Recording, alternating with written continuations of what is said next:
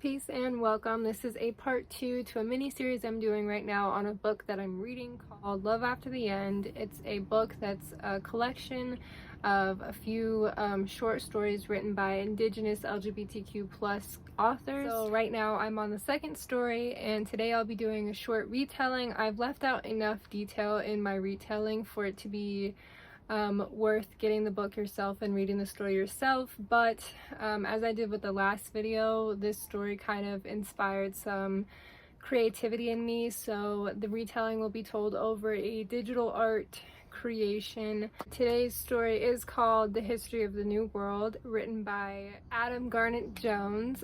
His information as well as where to buy the book will be linked in the description box below, so make sure to check that out. He did amazing with this story. I absolutely love it. In just 23 pages, Adam Garnett Jones showed us the potential of a future when it comes to climate change, how to avoid that or why we should avoid it anyways, and what relationships when it comes to Mother Earth and the nature that surrounds us, what relationships to honor in order to prevent this outcome when it comes to climate change. I think that this is a very important story for everyone to read when it comes to Indigenous culture, when it comes to LGBTQ plus community culture, when it comes to climate change culture. You know, there's so many different aspects to this story, and I think that that's what makes it so good. Last shout out to Adam Garnett Jones. Thank you for this masterpiece. I hope to see it turned into like an actual book, because I'd be the first one to buy it. With that being said, peace and love. I hope you enjoy. This story starts off at the end of the world as we know it. We follow a young two-spirited woman named M. Calahoo, who with her partner has a young daughter named Szechuan. M tells us that by the time she was born, most of the world's governments had given up on trying to reverse climate change. Most of the major governments put all their resources into finding a habitable planet to migrate their people to. China focused on furthering the exploration of water on Mars, and the US entered a race with Russia in seeing who could get the furthest the fastest. Canada, where M lives, made a treaty with Russia, promising their resources for a ticket to wherever they find. As the government searched, the Earth continued to heat up. The ozone layer was non-existent, and species of all kinds went extinct by the day. Russia had created a sort of portal technology that allowed travel to a parallel dimension. What they found on the other end of the portal was labeled as the New World. This new world looked exactly like our Earth, except it was untouched. It was lush and vibrant. Both worlds had the exact same amount of landmass as the other, but the New World had higher quality breathing, similar yet peculiar species, and the weather was 2 degrees colder. It was a trustable solution. Tickets started being sold to the New World. Obviously, the rich went first. For about 3 years, anyone who could get their hands on a ticket did, and so forgot about the Earth and the perilous state that which they left it in. Sora, M's partner, tells us that the only ones who were still on Earth were the elderly, the sick, the undocumented, the paranoid, and the poor. M chimed in to say, and the Indians. Thora responded, that's what I said, the paranoid and the poor. Thora and M had fallen madly in love many years ago, but it seemed like they fell out just as quick. They stayed together for a Szechuan. Thora had bought all 3 of them tickets to go to the New World, and in the final days leading up to their portal departure, they received a new advertisement about the New World. The New World government had received an audio communication from sentient beings that lived in the New World's ocean. They remarkably resembled the manatees that once inhabited Earth. The New World government assured all citizens that the message was a single, non-threatening message on a loop. They spoke in a language that no one understood, but a group of academics claimed to have decoded their words, saying the message said, "Your circle is not round." When M heard this, she was overwhelmed with a dizzy remembrance. She heard the cries of her ancestors, the screams of her people, that which made her blood boil. How could we be so stupid? That planet was never empty. Thora cut her reaction at the knees. She told her there's nothing to worry about. We knew there were other animals there. They have a language, Thora. They're people. Not like us, but still, some kind of people. Thora replied, we'll just make treaties with them. There has to be a way for all of us to move forward. M was disgusted with Thora's ability to blindly walk into a new universe and just hope that everything would be okay. I won't go. Thora and M went back and forth. They failed to realize was little 8-year-old Szechuan listening to them the whole time. The next day, it was time to say goodbye to their home and head to the portal station.